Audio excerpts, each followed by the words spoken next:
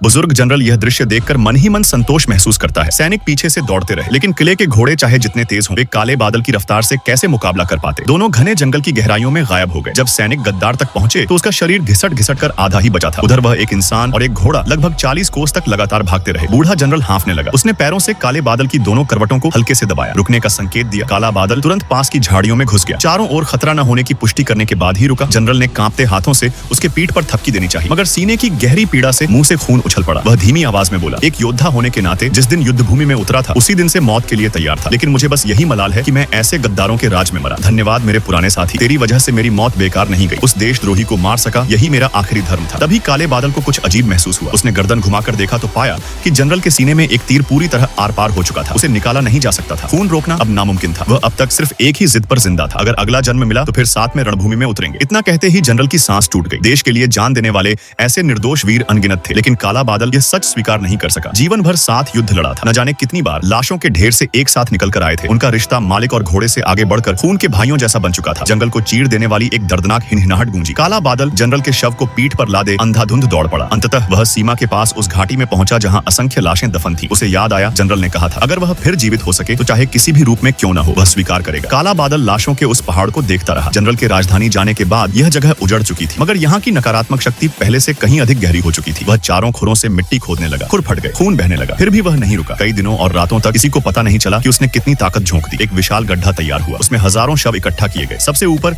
अपने जनरल के शरीर को सुला दिया गया, फिर मिट्टी डालकर सब ढक दिया। ऊपर पत्थरों का ढेर बना दिया ताकि राहगीर जान सकें कि यहाँ कोई वीर सोया है और श्रद्धा अर्पित कर सके। लेकिन